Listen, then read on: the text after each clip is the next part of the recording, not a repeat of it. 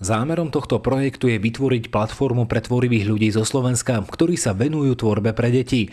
Hudobníci, herci, výtvarníci, spisovatelia či vedci sa deťom a ich rodičom predstavili v neobvyklých úlohách. Krajina Haliganda je vlastne také výročné stretnutie Haliganďanov a to sú všetci tí ľudia, dospelí a deti, ktorí strašne radi niečo nové zažívajú, tvoria, prichádzajú do kontaktu s novými ľuďmi, radi sa nechávajú inšpirovať. Areály boli pre deti a ich rodičov pripravené aj tvorivé dielne a rôzne workshopy. Nás čaká veľký workshop papierovej módy, to znamená, že z odpadových materiálov, z papiera si vlastne deti budú pod vedením lektora Helmuta Bistiku vytvárať rôzne klobúky a celé ošatenie. Sprístupnená pre všetky deti bola aj jedinečná interaktívna hraná výstava. Sú to veci, na ktoré si deti môžu siahnuť, niečo s nimi spolu vytvoriť.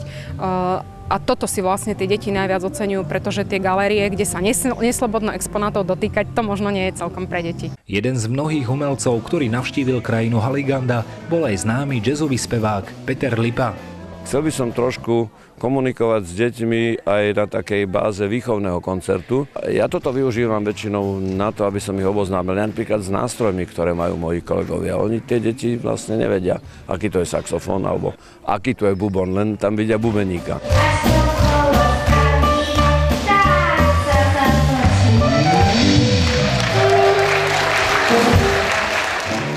A myslím si, že je tu strašne veľa vecí pre deti. Našim deťom sa tu páči veľmi, podľa mňa. Na to, že my máme hrozne malý byt a tu je hrozne veľa miesta. Takže tu behajú, lietajú, všetko možné tu nachádzajú. Festival mal za cieľ ponúknuť štvorťdňovom maratóne multikultúrne prepojenia, ktoré návštevníkom krajiny Haliganda ponúkli nečakané tvorivé stretnutia.